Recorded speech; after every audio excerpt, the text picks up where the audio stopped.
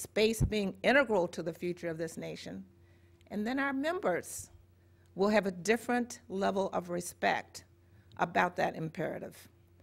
Jeff Bingaman is here, and I remember many times talking to him. And but for people like Jeff and a few others on the Hill who just have it in their hearts, the passion for space. So many, many offices, it was just another day. And many, many times, I had the extreme challenge of making the presentation, at the same time convincing the staff that I was talking to that I wasn't NASA, that there was in fact a commercial sector in the country, and that we all contributed to the good of space in our nation and to the future of space. So we, as the space community, often are in forums like this, and we're talking to ourselves. We've got to take this outside of ourselves to a different audience and ratchet up the interest and the imperative. Other questions? Klaus? Klaus Dannenberg, AIAA. Question keying off of one of George's, a word George used, answering your first question. He said one of the things we need is to stimulate commercial space. So other than fund it, what are the ways that you all would suggest that it can be stimulated? Let's start with Frank this time. Well, as I said before, having a market for it is one of the most important things. The funding that comes from the government that comes through NASA and other federal agencies is a part of it, but having innovative ideas and bringing them forward and being willing to take the risks that are involved in investing in those ideas, I think is important for not just those of us up here on the panel, but for everybody involved in the business.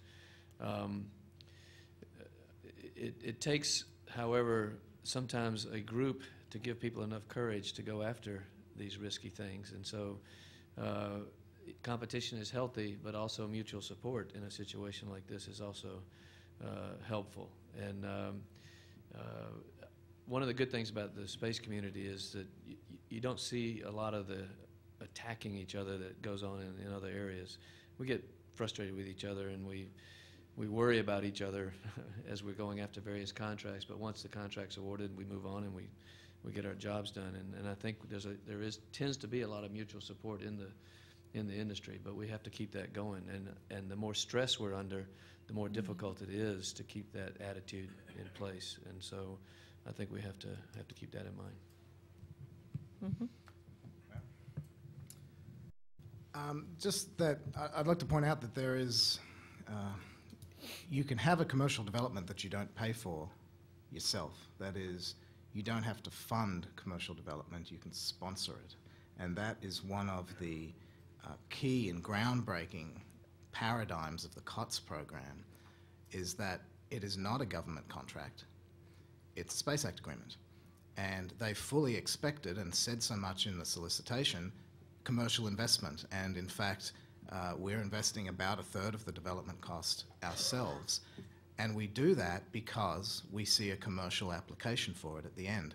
So this is a different paradigm because NASA's getting multiplication of their money, multiplication of investment, and they're getting a commercial service that they need at commercial rates without funding the entire development, and you get the jobs, and you get the domestic expertise retained, and the commercial industry will invest in it if they see a commercial need. And there's a number of different areas besides a Falcon 9, besides a Dragon spacecraft, that I can list off the top of my head where there is the potential for doing similar in government investment programs like the COTS paradigm that could definitely stimulate more companies. All you really need is a government need, a commercial application, and at least 2 viable competitors to go after it. And you've got the stimulation of the commercial sector in space. Yeah, I had mentioned in my presentation that there's really 2 ways the government can stimulate the commercial market. One is investing in infrastructure. The other is to provide, to buy services commercially. Those both lower barriers of entry, but they don't create a true commercial demand for the service. You know, it's a government demand it's sort of a government commercial kind of thing. The question to this community and to the commercial community is, you know, what is it of value that we can do in space that a commercial entity would want to buy? And right now, the only real viable commercial business in space is telecommunications. People are willing to pay for enough for telecommunications to cover the cost of the huge infrastructure. You know, I think Bob Bigelow has a good idea for that there would be commercial demand for time on space, both from corporations and maybe third-party country or non-U.S. government countries. But I think it's incumbent upon us to try and figure out what is going to be that engine of really getting new money into this market, not just recycling government money. If I could just follow on that, we are the force multiplier. If NASA would only fund commercial crew, we will be purchasing those services, not just from one, but from both entities. And that's leveraging private sector investment, and why COTS is such a good idea, and why it's so deplorable that we have not moved out on that front as yet. And in addition to my role as counsel, I should also point out that I do a great deal of the international business development for the company. I'm flying to Singapore next week. And it's a tragedy that everywhere I go, there is huge excitement for microgravity R&D, as George described, or for international astronaut corps. Amazingly, customers are not my problem. Transportation is. And the day I can even tell a viable story on transportation is the day I'll be able to start signing contracts. Okay, we can take one more question. If you were to fast forward... Can you identify yourself? Sorry, Randy Simpson, I'm from IBM.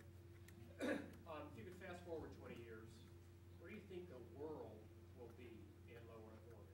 Not necessarily NASA and the United States. I have to think back to 1990. I was with some of the former orbital people back in Fairchild building multi-mission modular spacecraft for Goddard. And who would have thought in 1990 we would be where we are today? I would not. I would probably have gotten out of the business. Where are we going to be in 20 years as a world?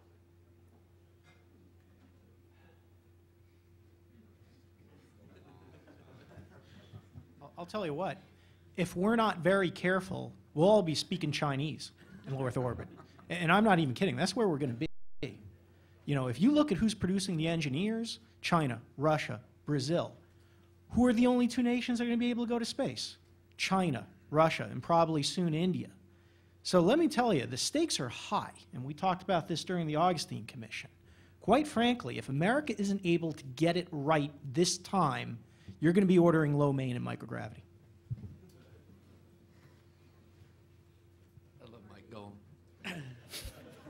Thanks for laying it out there, Mike.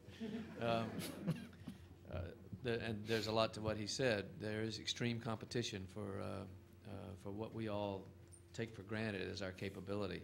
And having worked a number of international programs over the last few years and dealt directly with some of the people that Mike mentioned, all we have to do is not even take a step back, just slow down a little bit more.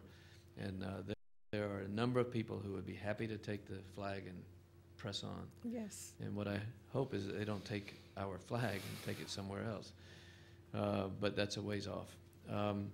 But in low Earth orbit in 20 years, what I think is possible is some international activity. Maybe the International Space Station will even still be there, or maybe probably not a direct replacement, but maybe some smaller stations. I know Mike would like that.